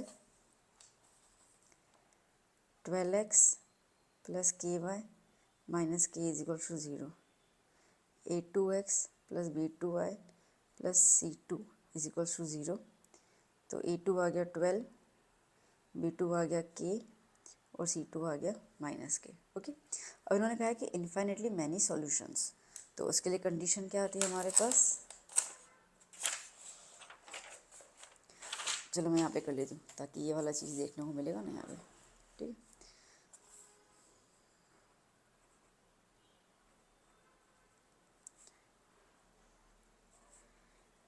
इन्फाइनेटली मैनी सॉल्यूशंस, इसकी कंडीशन होती है a1/a2 is equals to b1/b2 is equals to c1/c2। तो a1 क्या है k, a2 क्या है 12, b1 है 3, b2 है k और c1 है माइनस के माइनस 3 अपॉन में माइनस के। ठीक है, तो हम लोगों को निकालना है के, कोई भी आप ले लो, तीनों इक्वल टू में ना, तो कोई मैं ये वाला ले दूँ, छोटा छोटा सा है प्यारा सा, ये तो कौन सॉल्व करेगा, तो मैं इन दोनों को ले लेती हूँ। k/12 is equals to 3/k, cross multiply कर दो, कोई भी दो को कंपेयर कर सकते हो। ठीक है ना, तो ये k into k is equal to 3 into 12 हो गया, k into k is k square is equals to 36, k is equals to 36 का स्क्वायर रूट, तो k की वैल्यू क्या आ जाएगी +-6। ठीक है, डन। चलिए next question, P and Q are the roots of the quadratic equation mx square minus 5x plus n and p plus q is equals to pq is equals to 10। ठीक है, सम और product दोनों का same है, तो फिर m और n की वैल्यू क्या होगी वो निकालना है हमें। तो p और q जो है वो रूट्स है क्वाड्रेटिक इक्वेशन के। So equation is mx square minus 5x plus n equals to 0 और p प्लस क्यू और p इंटू क्यू आपको 10 दिया हुआ है। चलो, तो पहले condition p plus q, p plus q that means summation of zeros. ठीक है, सम ऑफ जीरोस क्या होता है -b/a। ओके, इसको आप कंपेयर कर लो, ax² plus bx plus c equal to 0 के साथ, तो b क्या हो गया -5, तो माइनस -5 और ये क्या है m, p प्लस क्यू की वैल्यू कितनी है 10, so 10 into m is equals to 5, m is equals to 5/10, तो m इज इक्वल्स टू 1/2। ठीक है, नाउ पी क्यू क्या होता है c/a, c क्या हुआ n और a क्या है m। Okay, so 10 into m is equals to n, ये यहाँ मल्टीप्लाई कर दिया, m कितना है 1/2, 1 ज़ा 5 ज़ा, तो n की वैल्यू क्या आ गई 5। ठीक है, तो उन्होंने कहा था m और n की वैल्यू निकाल दो 1/2 और 5। चलिए next question, solve 2x plus 3y is equals to 11 and 2x minus 4y is equal to minus 24 and hence find the value of m for y is equals to mx plus 3। ठीक है, easy समय text book जैसा ही, I think शायद text book का ही होगा। 2x plus 3y is equals to 11 और 2x minus 4y is equals to minus 24, दो equation है, एलिमिनेट कर दें। x के लिए दोनों में सेम है तो x को एलिमिनेट कर लेते हैं, तो साइन चेंज कर दें माइनस, ये माइनस का प्लस और ये माइनस का plus. Okay, cancel, plus plus plus 3 + 4 7y, इसको हटा दो, प्लस प्लस प्लस, तो कितना हो गया 35, तो y इज इक्वल्स टू 35/7, 7 1 ज़ा 7 5 ज़ा, तो y इज इक्वल्स टू 5। ठीक है, ना 2x + 3y is equals to 11, इसमें y के लिए अप्लाई कर लेते हैं, 2x + 3 5 is equals to 11, 2x + 15 is equals to 11, 2x is equals to 11 - 15, तो 2x is equals to -4, x equals to -4/2, 2 1 ज़ा 2 2 ज़ा, x equals to -2। Done, clear. अब इन्होंने कहा है कि आपको m की वैल्यू निकालनी है, ठीक है। इक्वेशन में अप्लाई कर लेते हैं। y is equals to m x plus 3, 5 is equals to m x की जगह पे -2 plus 3, 5 minus 3 is equals to -2m, इसको वहाँ पे शिफ्ट कर लिया। 2 is equals to -2m, 2 upon -2 is equals to m, तो m is equals to -1। Done, clear. चलिए next question. Find the zeros of the polynomial x square minus 5 and verify the relationship between the zero and the coefficients. Okay, तो आपको p of x दिया हुआ है x square minus 5, तो इसके हमें निकालने हैं ज़ीरोस। तो x square is equals to क्या हो जाएगा 5, ठीक है, इसको वहाँ पे शिफ्ट कर लिया। तो x is equals two plus minus √5, मतलब x की दो वैल्यू आ गई, एक आ गई √5 और एक आगे -√5, ठीक है। स्क्वायर को वहाँ पे शिफ्ट कर लोगे तो रूट हो जाएगा, है ना। और प्लस माइनस क्यों, ये देखो लाइक -5 का स्क्वायर होता है 25 और +5 का स्क्वायर भी होता है 25। तो आप जब 25 का स्क्वायर रूट लोगे, आपको पता है कि वो +5 से आया था कि -5 से आया था, नहीं पता ना, इसके लिए हम दोनों लिख देते हैं यहाँ पर, ठीक है। अब रिलेशनशिप वेरीफाई करना है। Late alpha is √5 and beta is -√5. Sum of zeros is equals to alpha plus beta, that is minus b upon a, ठीक है। तो √5 प्लस -√5, ओके। अब हमारे पास जो इक्वेशन है वो क्या है, एक्स स्क्वायर माइनस 5। तो मैं इसको कंपेयर कर लूँ तो A X square plus B X plus C equal to 0 के साथ। तो यहाँ पे ए एक्स स्क्वायर है ना, तो यहाँ पे ए की वैल्यू क्या हो जाएगी 1, बी एक्स वाला टर्म तो है ही नहीं यहाँ पे, तो इसका मतलब कि बी क्या होगा 0, सी कांस्टेंट क्या होगा -5, ठीक है। तो क्या हो गया -0/1, वो तो होता ही नहीं है। √5 plus minus -√5 is equal to 0, √5 minus √5 क्या होगा 0 इज इक्वल टू 0, हो गया वेरीफाई, ठीक है। नाउ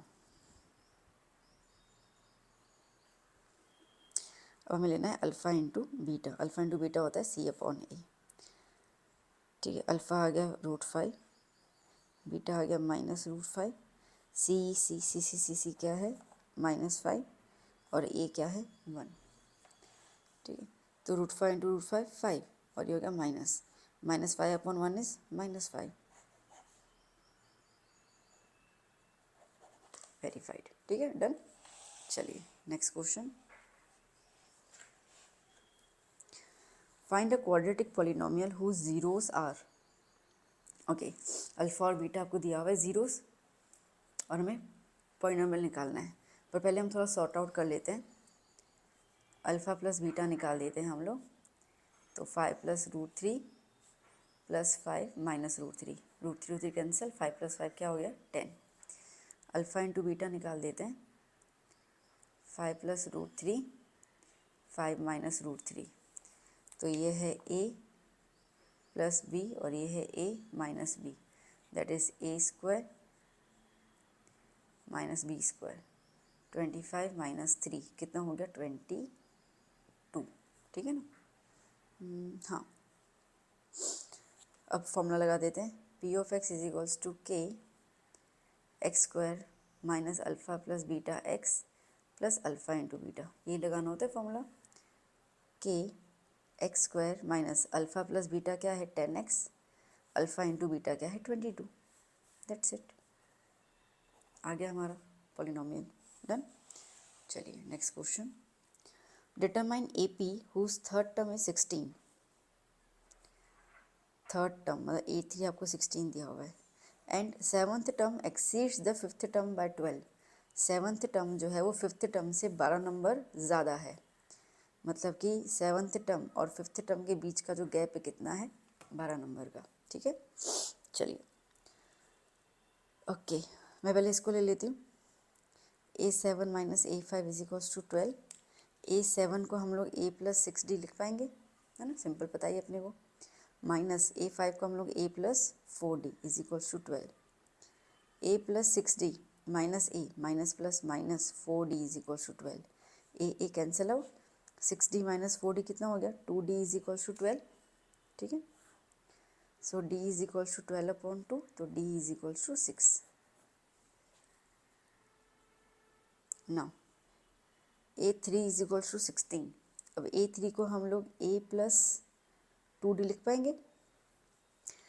a प्लस 2d की जगह 6 is equals to 16। a plus 2 6 12 is equals to 16।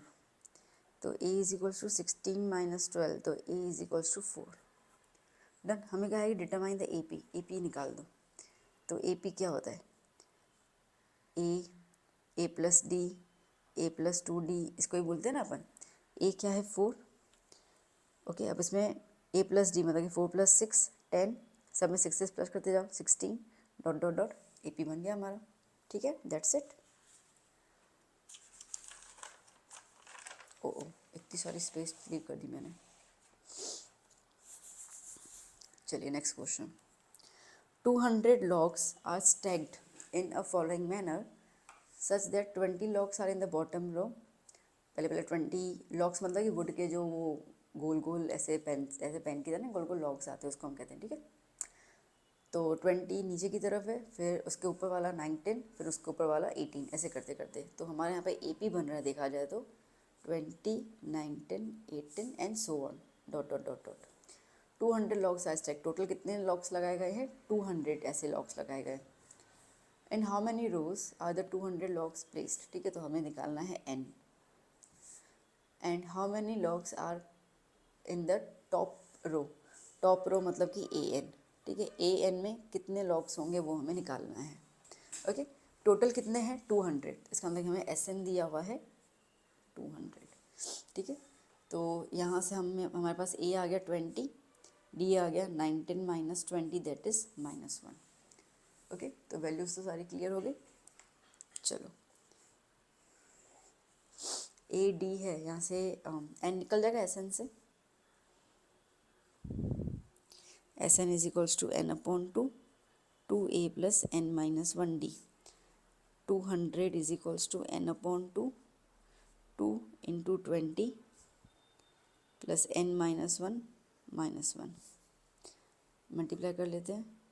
200 into 2 is equals to n 40 minus plus minus. Okay,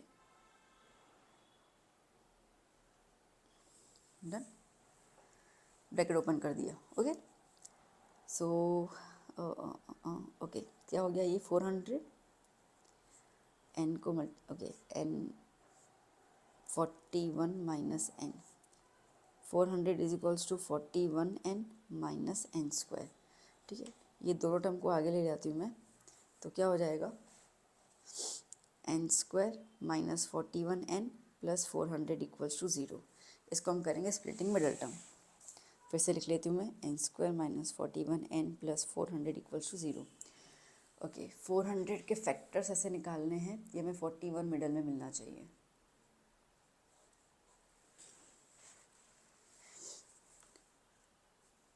to 150 क्या होगा 25 5 5 5 1।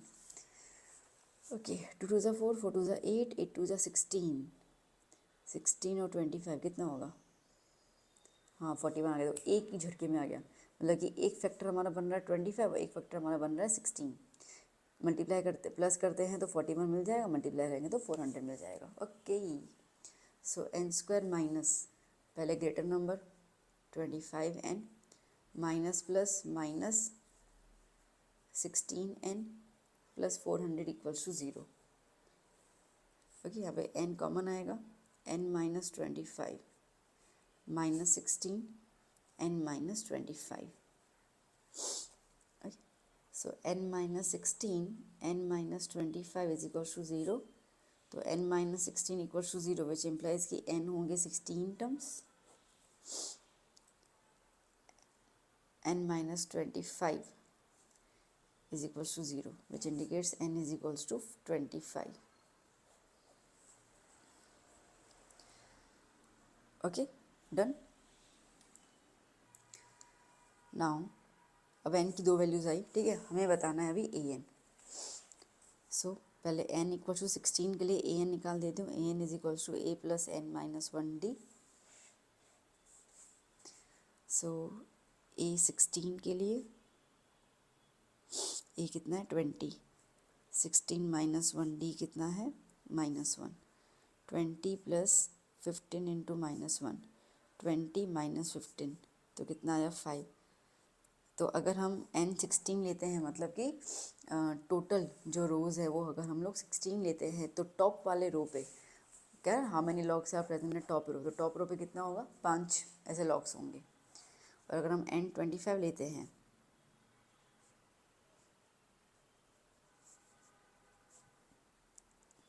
सो 20 प्लस 25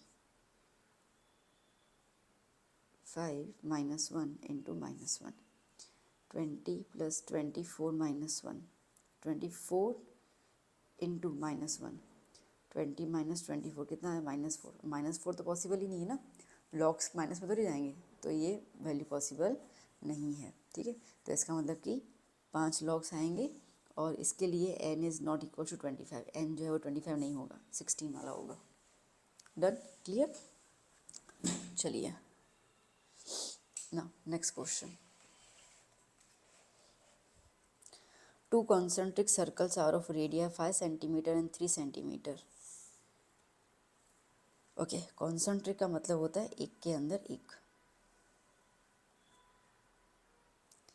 जिनका सेंटर सेम होता है रेडियस अलग होता है, ठीक है। तो two concentric circles are of radii 5 centimetre and 3 centimetre. Find the length of the chord of the larger circle, ठीक है। लार्जर सर्कल से कॉर्ड आएगी जो स्मॉलर सर्कल को टच करती जाएगी। डन। तो देखो ये छोटा दैट इज़ 3 सेंटीमीटर, ये ग्रेटर दैट इज़ 5 सेंटीमीटर। हमें लेंथ निकालना है कॉर्ड का, तो ए बी इसको एम ले लेते हैं और ये पॉइंट ओ आया, ठीक है। नाउ हमें पता है दैट सेंटर से कभी कोई लाइन पास होती है ना कॉर्ड पे, तो वो परपेंडिकुलर होती है टेंजेंट के। अच्छा अभी कॉर्ड है तो कॉर्ड को बाइसेक्ट करेगी और परपेंडिकुलर होती है, ठीक है। ये 9th का कॉन्सेप्ट है। तो क्या हम लिखेंगे, as we know that a line passes through a center of circle is always perpendicular bisector to chord, chord के हमेशा perpendicular bisector होती है। So therefore angle OMA is 90 and AM जो होगा वो हाफ होगा AB के, ठीक है। इसको नंबर 1 दे दिया। नाउ ट्रायंगल ले सकते हैं, 90 डिग्री है, लगा दो Pythagoras theorem. Consider triangle AMO, so therefore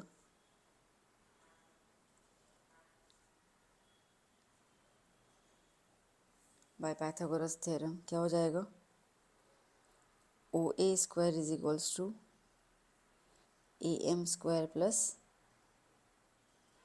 MO square. OA is 5 square, AM निकालना है हम लोगों को, और ये कितना है OM 3 square. 25 is equals to AM square plus 9, 25 minus 9 is equals to AM square. तो AM स्क्वायर इज 16, तो AM कितना हो जाएगा √16 मतलब कि 4, ठीक है। तो कितना है AM 4 सेंटीमीटर आ गया।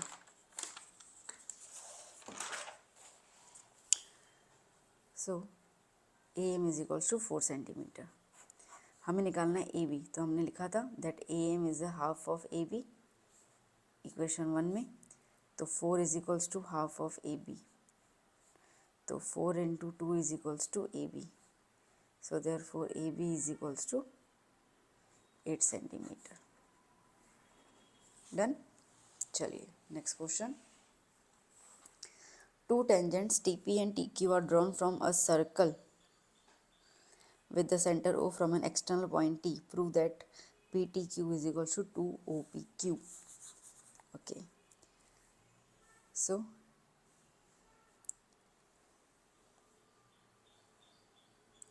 क्या बोले? To tangents TP and TQ are drawn from the circle with the center O from the external point T.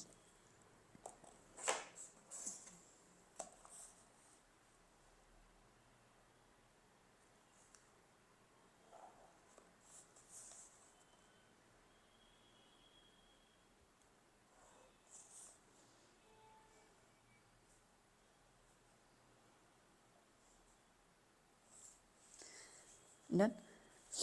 तो हमें ये प्रूव करना है। अब देखो, गिवन को समझना, एक्सटर्नल पॉइंट है, ठीक है। तो यहाँ पर अगर हम देखें तो TP and TQ are the tangents, ठीक है। हमें प्रूव करना है यहाँ पर PTQ is 2 of OPQ, PTQ is double of OPQ.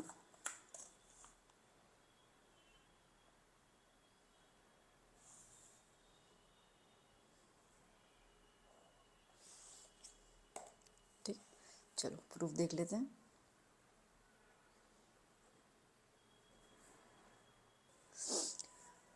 ना देखो बच्चों, हमें प्रूव क्या करना है? PTQ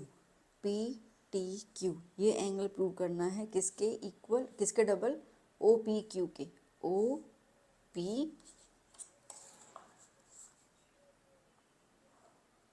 ठीक है, किसके? OPQ, इसके डबल प्रूव करना है ना? ठीक है, चलो। अब हम लोग पहले बेसिक चीज़ पे आते हैं। बेसिक चीज़ ये है कि जब भी एक पॉइंट बाहर हो तो टेंजेंट्स जब हम ड्रॉ करेंगे तो वो दोनों इक्वल होते हैं। और अगर हम ट्रायंगल ले लें और उस ट्रायंगल में अगर दो साइड्स इक्वल हैं तो उसके ऑपोजिट एंगल्स भी इक्वल होते हैं। क्लास 9th का कॉन्सेप्ट है, ठीक है। तो बस वहीं पे चीज़ हम करेंगे। So from theorem 10.2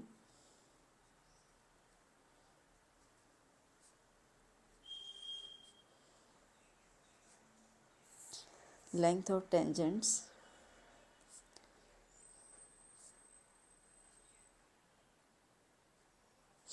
drawn from an external point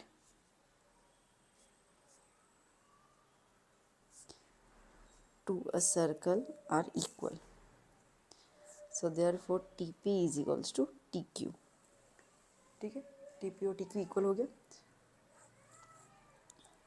so therefore अगर TP और TQ इक्वल है तो हम लोग ये बोल सकते हैं कि ये पूरा एंगल, ठीक है, और ये पूरा एंगल इक्वल हो जाएगा ये वाले फॉर्म के साथ। तो क्या लिखेंगे? सो therefore T, ओके, ये वाला एंगल, ये वाला, ठीक है, दिस वन और दिस वन, ट्रायंगल ये ले रहा है ना अपन, ठीक है। तो TQP is equals to TPQ, number 1, because angles opposite to equal sides are equal, ठीक है। इतना क्लियर हो गया अपने को। चलिए इसको हम लोग इक्वेशन 1 में कंप्लीट कर लेते हैं, आगे काम आएगा। अब देखो, अब दूसरी बात, नाउ अब हमें पता है कि टेंजेंट जब होता है तो जो रेडियस होता है वो टेंजेंट के परपेंडिकुलर होता है ना, थ्योरम 10.1। तो ये टेंजेंट है पूरा का पूरा, तो ये क्या हो जाएगा? ये इसके परपेंडिकुलर हो जाएगा कंप्लीट। तो हम क्या लिखेंगे यहाँ पर? मतलब कौन सा एंगल आ गया? OPT, ये पूरा का पूरा एंगल, ठीक है। सो देयरफॉर हम लिखेंगे यहाँ पर PT is a tangent and OP is radius So therefore OP is perpendicular to TP according to the theorem 10.1. So therefore OPT is equals to 90 degree. ठीक है, फिगर बना दो यहाँ पर, शॉर्ट बना देती हूँ, है ना. ठीक है, तो ये क्या हो गया, OPT, ये क्या हो गया 90 डिग्री. ओके, अब अगर आप देखो तो हमारे फिगर में ऐसे करके यहाँ पे Q पॉइंट है ना, तो हम लोग इसको भी ज्वाइन कर रहे हैं यहाँ पर. तो देखा जाए 90 दो में डिवाइडेड हो रहा है, एक तो ये वाला डिवाइड हो रहा है OPQ और दूसरा QPT ये वाले में, ये और ये में डिवाइड हो रहा है. ठीक है, तो हम इसकी जगह पे क्या लिख देंगे यहाँ पर. सो देयरफॉर OPQ, ठीक है, OPQ प्लस QPT या TPQ जो भी is equals to 90. So therefore TPQ is equals to 90 minus OPQ. इसको यहीं पे हम लोग ब्लॉक करके इक्वेशन नंबर 2 डाल देते हैं. इतना क्लियर. अब आपको ये फिगर में एक ट्रायंगल नज़र आता होगा, ये वाला PTQ. ठीक है, ये वाली साइड से ये वाली साइड इक्वल है. चलो शुरू कर लेते हैं. Now consider triangle PTQ. क्या हो जाएगा PTQ के अंदर. अब PTQ के अंदर जैसे ये है, तो PTQ में हमें देखो, हमें ना एंगल्स बताना है, एंगल्स इसके डबल है ना, तो हमें एंगल के फॉर्म में जाना होगा, साइड से होकर मैटर करता ही नहीं है. तो PTQ में ये वाला एंगल, ये वाला एंगल और ये वाला एंगल तीनों का प्लस 180 होगा. ठीक है, तो वही लिख देते हैं. एंगल TPQ, या देखते जाना, TPQ ये वाला एंगल प्लस एंगल TQP ये वाला angle plus angle PTQ is equals to 180 because angle sum property. So therefore angle TPQ plus angle TPQ plus angle PTQ is equals to 180. ठीक है, अब लोग मैम TQP है, पर देखो हमने यहाँ पे लिखा हुआ है, क्या लिखा हुआ है कि एंगल TQP और PTQ एक ही है, तो इसके लिए मैंने TQP की जगह क्या लिखा दिया, TPQ. ठीक है, तो इसके लिए कर लिया बिकॉज वन में बता दिया इसके लिए. So therefore two angle TPQ is equals to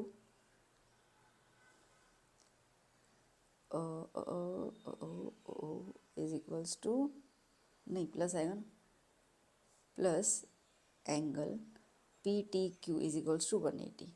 ठीक है, नाउ अभी TPQ की वैल्यू तो है हमारे पास, क्या है 90 minus OPQ is equals to 180. So therefore 90 minus OPQ is equals to 180 divide by 2. ये 2 को नीचे ले लिया. So therefore 90 minus OPQ is equals to 90.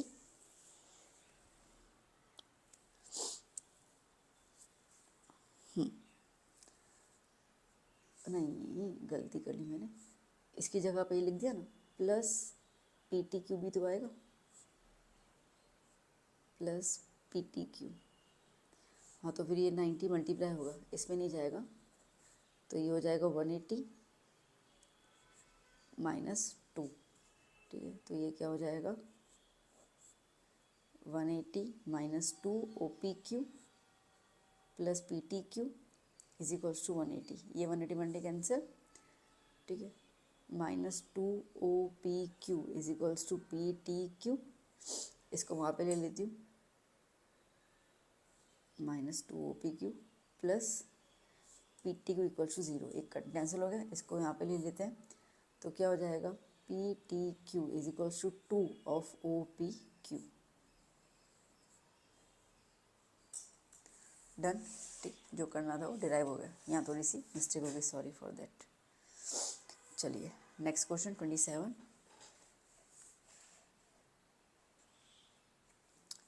Find the ratio in which the line segment joining A and B is divided by the x-axis. Also find the coordinates of the point of division.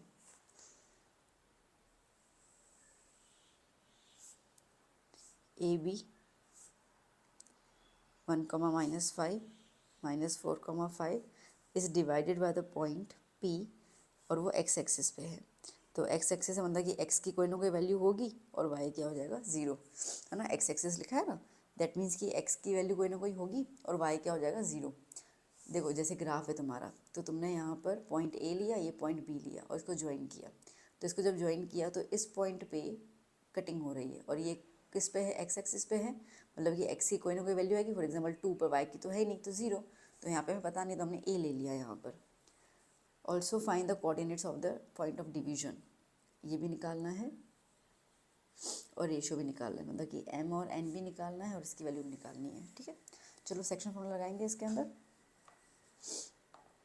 क्या होता है, P x comma Y is equals to m x 2 plus n x 1 upon m plus n comma m y 2 plus m y 1 upon m plus n. P की जगह पे value क्या लिख दे, ए comma 0। ठीक है, देखो ये है x1 y1 और ये है x2 y2। अप्लाई कर लेते हैं। m x2 कितना है -4 प्लस n x1 कितना है 1 अपॉन m प्लस n। यहाँ पे m y2 कितना है 5 प्लस n y1 कितना है -5 अपॉन m प्लस n। ठीक है, तो a comma 0 is equals to -4m plus n upon m plus n, 5m minus 5n upon m plus n। ठीक है, क्या करेंगे, एक्स एक्स को इकट्ठे ले लेंगे, वाई वाई को इकट्ठे ले लेंगे। तो पहले हम लोग ना ज़ीरो वाले को कंपेयर कर लेते हैं। 0 is equal to 5m minus 5n।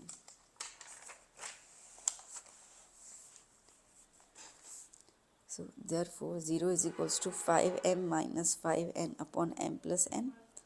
यहाँ पे मल्टीप्लाई कर दो, ये 0 हो गया। ठीक है, तो 5m is equals to 5n, तो m upon n is equals to 5 upon 5।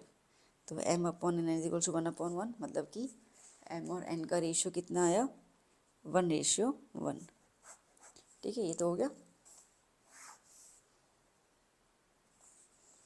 Now so m ratio n 1:1 आ गया। अब हम लोगों को निकालना है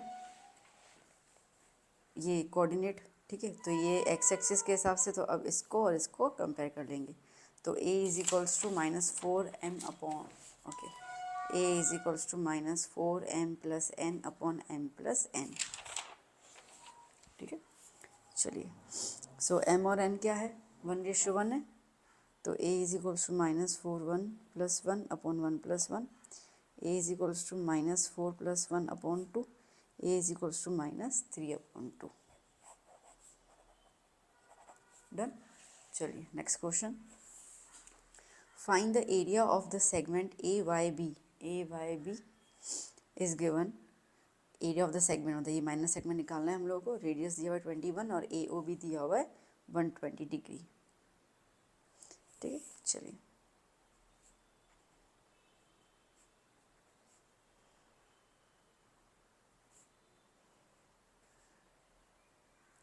now area of minor segment is nothing but area of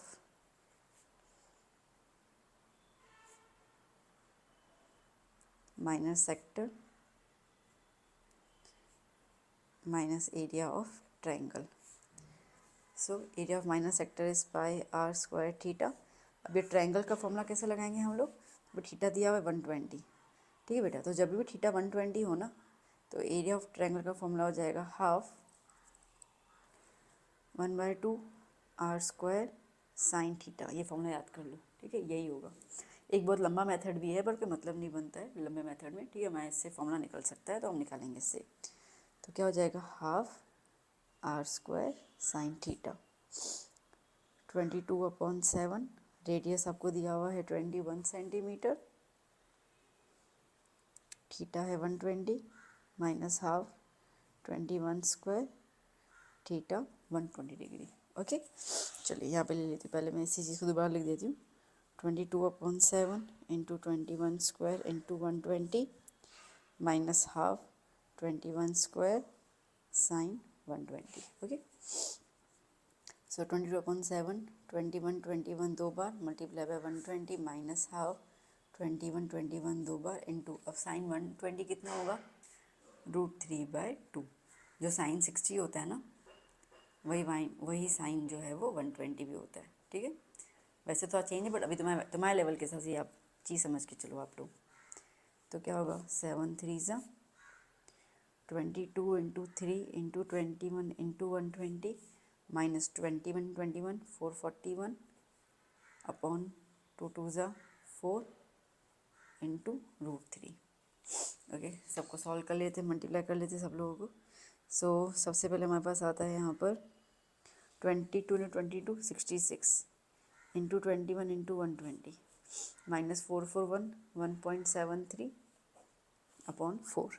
ठीक है, तो 66 इंटू 21 इंटू 120. ओके, तो इसका आंसर आ जाएगा हमारे पास 166320 माइनस 441 इंटू 1.73 कितना हो जाएगा, 762.93 divide by 4. Okay, so 166320 minus इसको डिवाइड बाय 4 कर लेते हैं, क्या आंसर होगा 190.7325. तो 166320 में से 190.7325 माइनस करेंगे. ओके, एक मिस्टेक हो गई. वैसे तो मेरा आंसर इतना अजीब क्यों आ रहा है, πr² थीटा अपॉन 360. ठीक है, तो इसके अपॉन में क्या होगा, इंटू 360. यहाँ पर भी क्या हो जाएगा, अपॉन में 360 इंटू 360.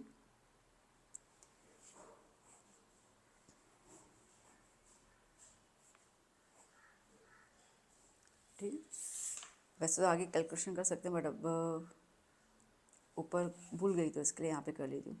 तो 116,320 डिवाइड बाय 360 करेंगे तो हमारे पास आएगा 462 माइनस 190 पॉइंट अप्रॉक्स ले लें 73. ठीक है, इतना लंबा लेने की ज़रूरत नहीं है. तो माइनस 190.73 आपको कुछ मिलेगा 271.27 सेंटीमीटर स्क्वायर. डन बेटा, क्लियर. चलिए next question. Find the coordinates of the points of trisection of the line segment joining 4 - 1 and -2 -3. चलिए, तो दो पॉइंट्स हैं ए बी, 4, -1 और -2, -3. ठीक है, और इनको 3 हिस्सों में काटना है. ट्राई सेक्शन, ट्राई मतलब 3, सेक्शन मतलब हिस्से. तो एक पॉइंट पी ले लेते हैं और एक पॉइंट क्यू ले लेते हैं. तो ये एक सेक्शन हो गया, ये दूसरा और ये तीसरा. ठीक है, कोऑर्डिनेट्स इसके x, y ले लेते हैं और इसके x', y'. ठीक है, ये x1 y1 और ये x2 y2. डन. अब हमें निकालने हैं इसके पॉइंट्स. ओके, तो पहले हम p का देख लेते हैं. तो हम लिख लेते हैं to find coordinates of p x, y. अच्छा, अभी ट्राइसेक्शन मतलब कि तीनों का जो साइज़ है वो कैसा होगा, इक्वल. रेशो क्या होगा, इक्वल. ठीक है, अब p निकालना है ना, तो मैं फिर से इसको ड्रॉ कर लेती हूँ. 4, -1 -2, -3. यहाँ पे p ले लेती हूँ. तो AP का वैल्यू कितना है, 1, और PB का वैल्यू कितना है, 1 + 1. ठीक है, PB का वैल्यू कितना है, 1 + 1 दैट इज़ 2. पता चल गया. तो ये m हो गया 1, n हो गया 2, x1 y1 आ गया, x2 y2 है. फॉर्मूला लगा देते हैं. जब भी कोऑर्डिनेट्स निकालने हो सेक्शन फॉर्मूला लगाएंगे हम लोग. p x, y is equals to m x2 plus n x1 upon m plus n, m y2 plus n y1 upon m plus n. ठीक है, so p x, y is equals to m कितना है, 1. Okay, x2 कितना है -2 और x1 कितना है 4। x2 है -2 और x1 कितना है 4 अपॉन में 1 + 2। सिमिलरली 1 y2 कितना है, y2 है -3 और y1 है -1।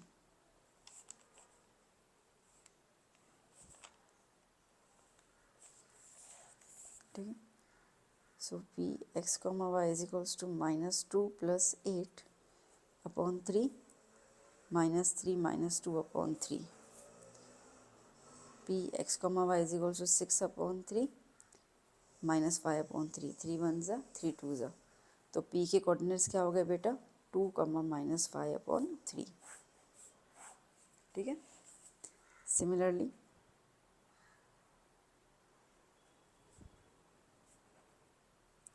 To find Q.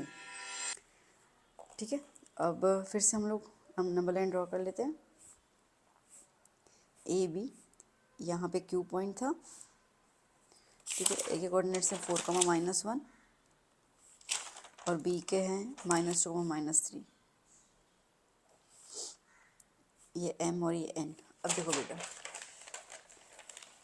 अब क्यू यहाँ पर है तो क्यू भी कितना है 1 और ए क्यू कितना है 2, 1 + 1 2। ठीक है, तो क्या हो गया 2 आ गया और ये 1 आ गया। एक्स डैश वाई डैश निकालना है, ये x1 y1 और ये x2 y2। ओके, चलिए, सो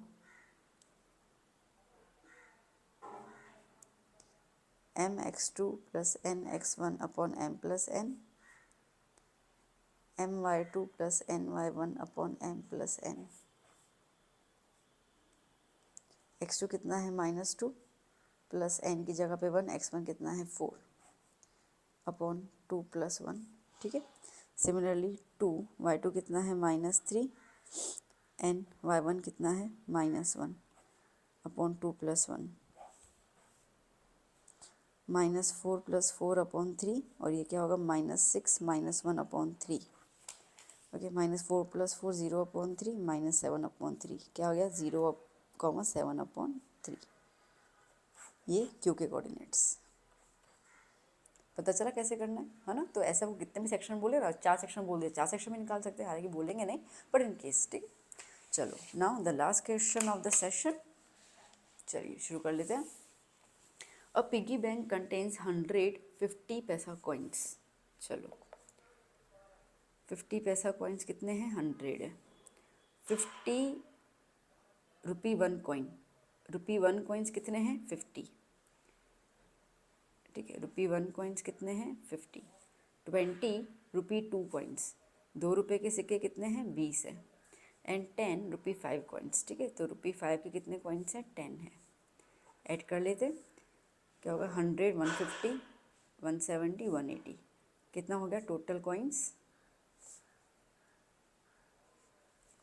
180। ओके, अब क्या पूछ रहा है, if it is equally likely that one of the coin will fall out from the bank is turn upside down.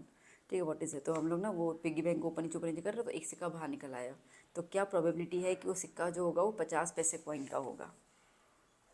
तो इवेंट ए क्या है 50 पैसा कॉइन। 50 पैसा कॉइन कितना है 100।